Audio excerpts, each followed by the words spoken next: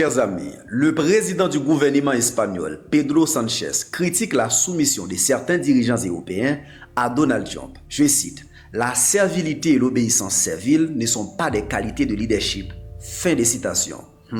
Une position européenne inattendue dans la guerre contre l'Iran. Alors que plusieurs pays occidentaux soutiennent les opérations militaires américaines et israéliennes, l'Espagne a choisi une position différente. Le gouvernement de Pedro Sánchez, écoutez chers amis, a refusé de soutenir cette intervention et a même interdit l'utilisation de certaines bases militaires américaines situées en Espagne pour frapper l'Iran. Une décision rare au sein de l'Union européenne. Le 28 février 2026, vous vous rappelez, Pedro Sánchez condamne l'intervention militaire des États-Unis d'Amérique et d'Israël contre l'Iran, qu'il juge dangereuse pour la stabilité internationale. Le 1er mars, le ministre espagnol des Affaires étrangères confirme que les bases militaires de Rota y Morón ne seront pas utilisées pour des opérations contraires à la Charte des Nations Unies. Madrid résume sa position en 4 mots. Non à la guerre. L'Espagne estime que cette guerre risque d'aggraver l'instabilité politique au Moyen-Orient. Pedro Sánchez affirme qu'on ne peut pas répondre à une violation du droit international par une autre violation. Il appelle donc à une solution diplomatique immédiate. Cette position l'a placé en opposition directe avec Washington,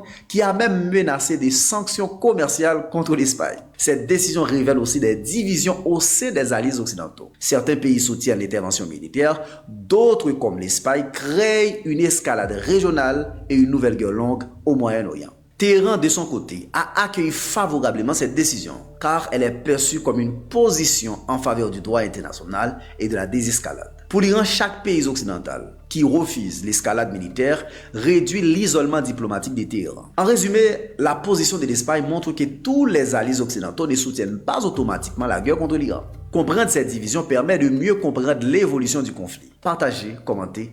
À très bientôt pour une nouvelle chronique géopolitique avec Husni. Ciao, je vous aime.